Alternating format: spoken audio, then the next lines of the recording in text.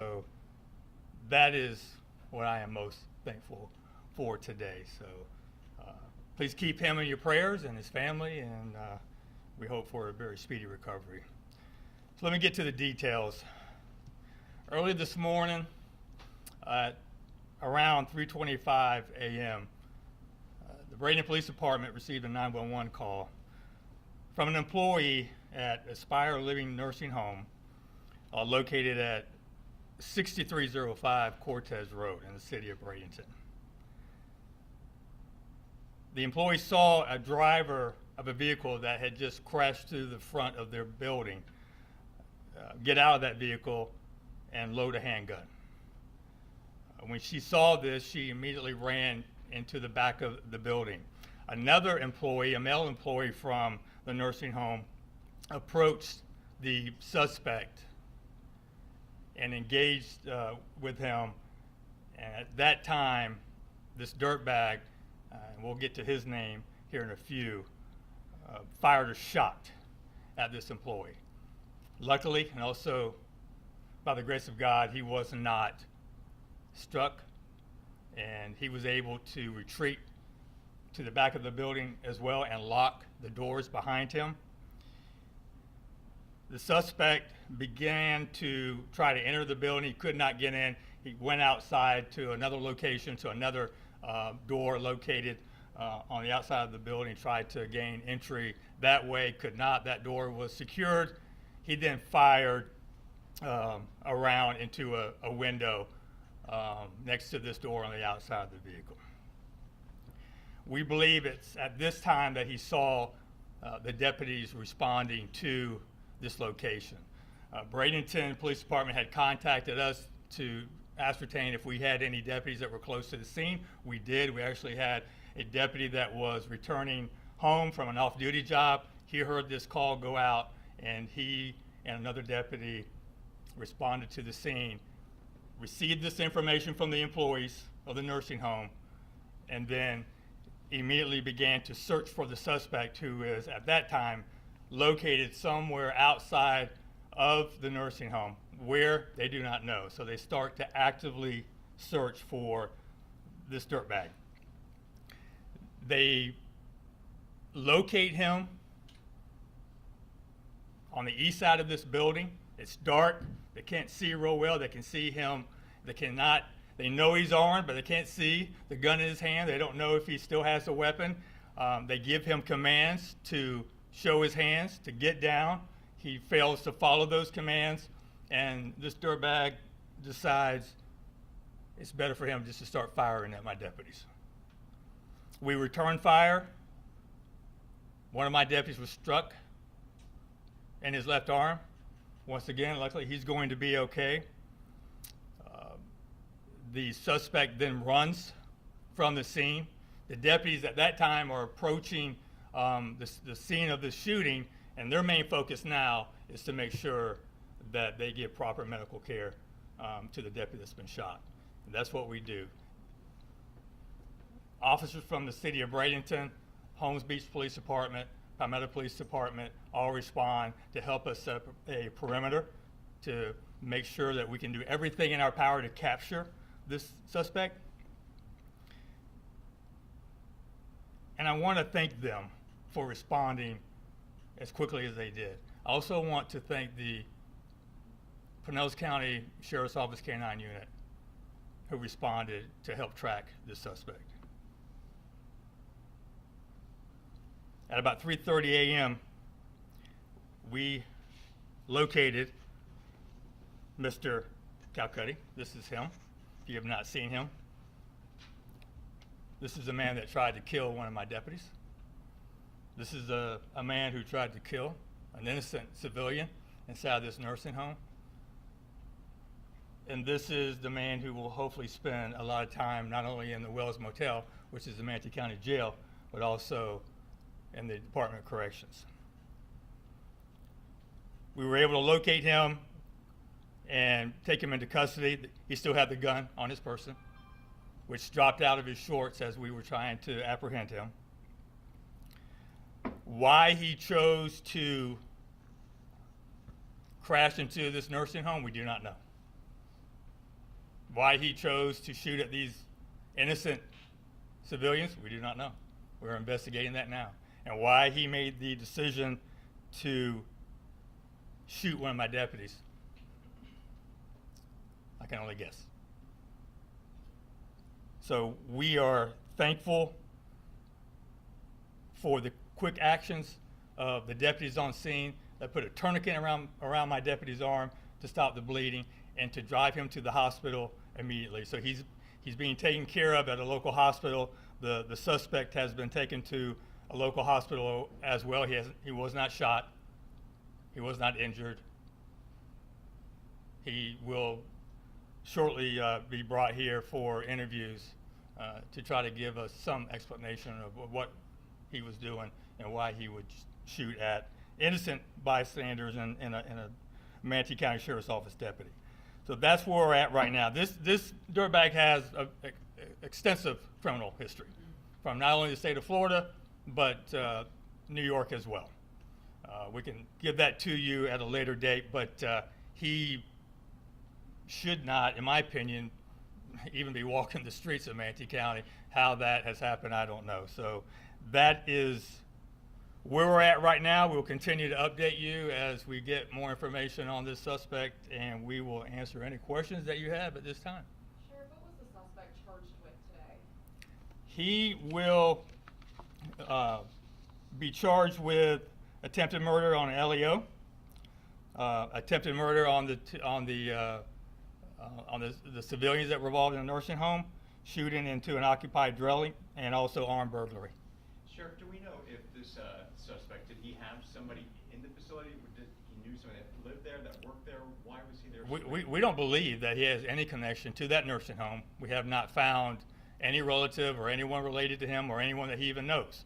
So that's one of the mysteries that we are trying to figure out, why he chose this nursing home. And if you would, can you please kind of connect the dots? What's the connection with the nearby Shell station? The deputy on scene that was giving the deputy that had been shot medical care removed him from the area, the danger zone, to the Shell station where he called for EMS.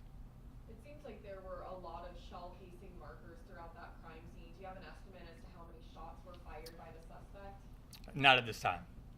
So we have return fire from the deputies. We have fire from the suspect. So I don't have that exact number yet.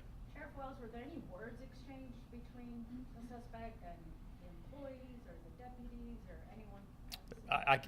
I don't know if any words were exchanged between the suspect and the civilians, but no words were exchanged between the deputies and the suspect other than my deputies telling him to put his hands up.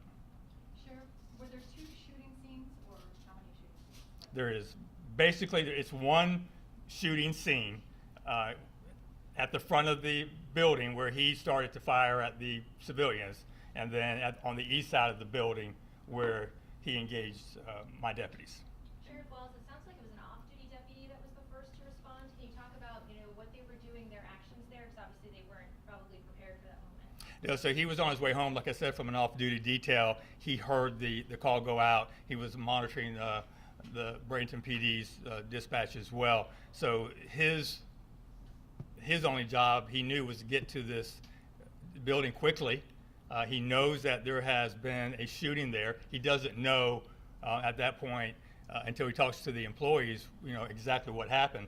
So as soon as he realizes that we have basically an active shooter that has fired shots in this building and now is in the area somewhere, him and the deputy that assisted him did their best to locate him, and they did.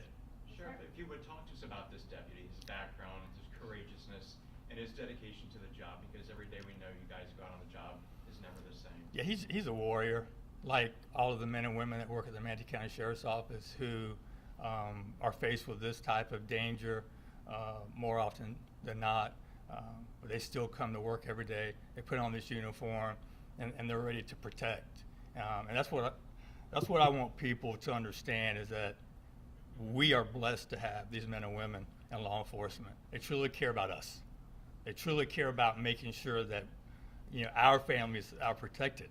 And you know, you don't know until you're involved in something like this, really at such a disadvantage that you are. You're at a disadvantage. We don't know where this suspect is. We're trying to find him. We know he has a gun, but they continue to search the way they've been trained to locate him and bring him, to place him under arrest.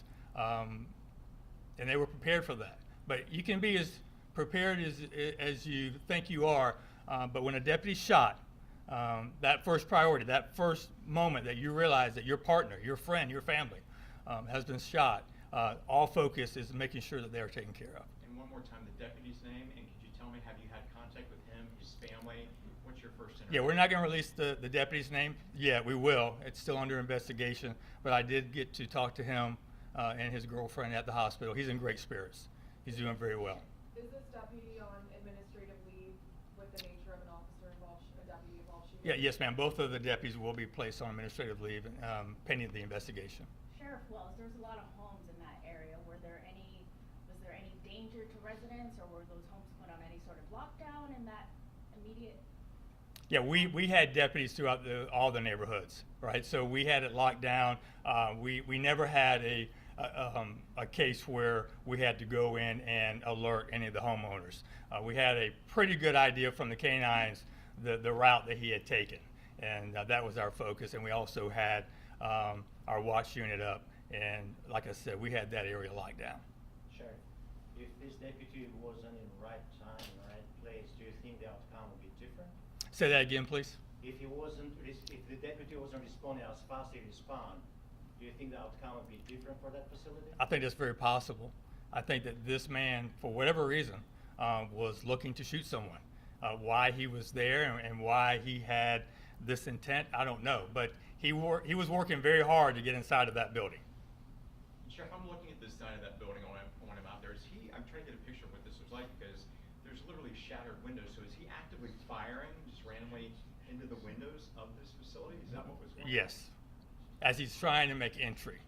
And that's when he stopped doing that once the deputies arrived. Once he knew that we were there, then his focus was on us. Were there any injuries to those residents inside, or were they aware of what was going on? No, they were aware because they heard the shots, but they were not injured. You know, we're so thankful for that. But 3 calls to 911 came from inside that nursing home. How many people reside there? I think it's about 90. I think they had 90 patients inside that facility. Sheriff, how long from that very first call up until the apprehension with the suspect?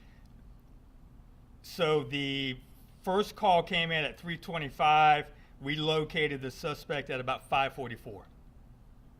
Right, so let's say about a little over 2 hours. And now can you talk about, it sounds like they tried hard to get into that facility and he did not because of the successful procedures the facility has. Can you talk about the importance of the security and the lockdowns that nursing facility has?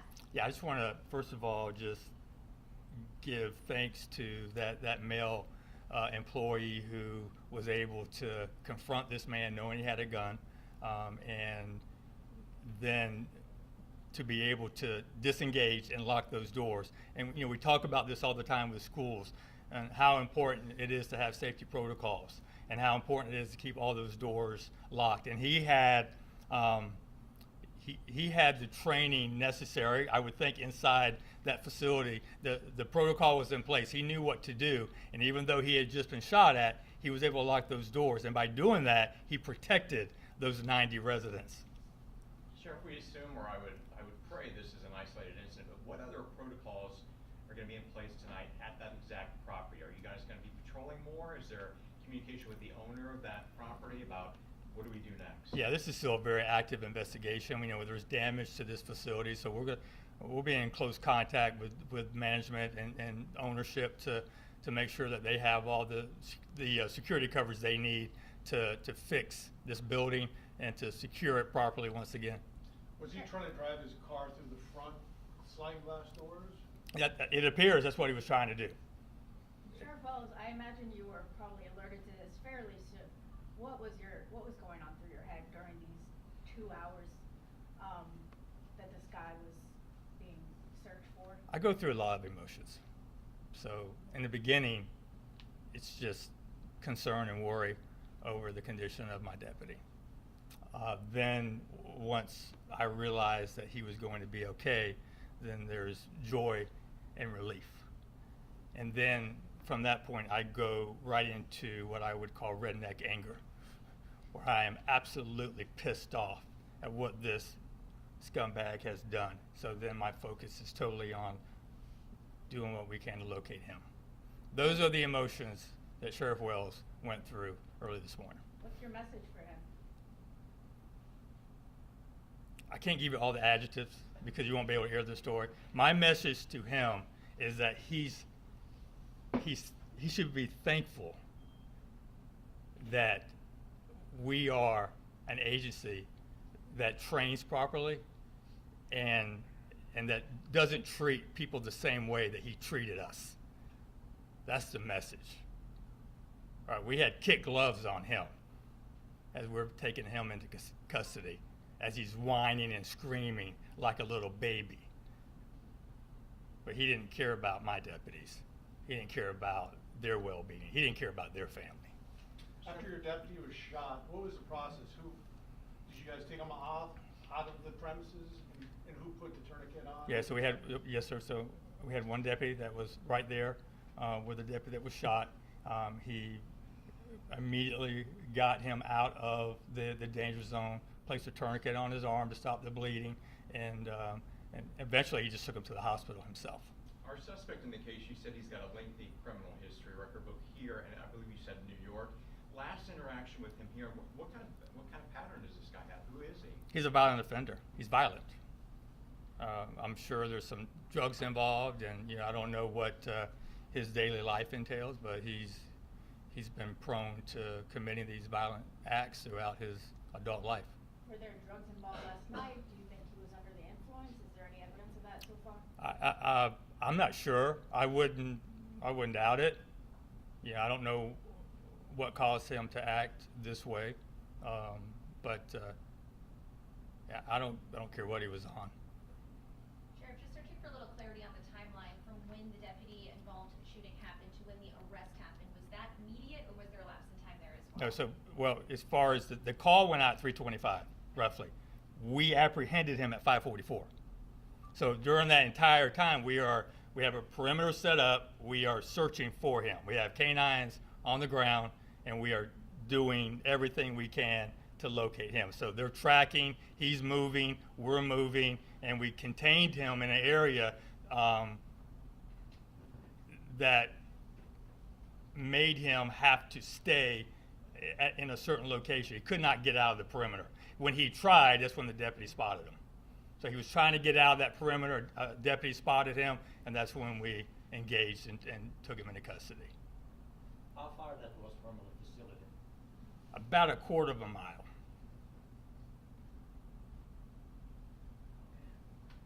Once again, I just want to thank the men and women of the Manatee County Sheriff's Office. I want to thank the Bradenton Police Department, especially for being there with us and making sure that our deputy was okay. And once again, Holmes Beach, Pinellas County K-9. We've got a couple of dogs in training.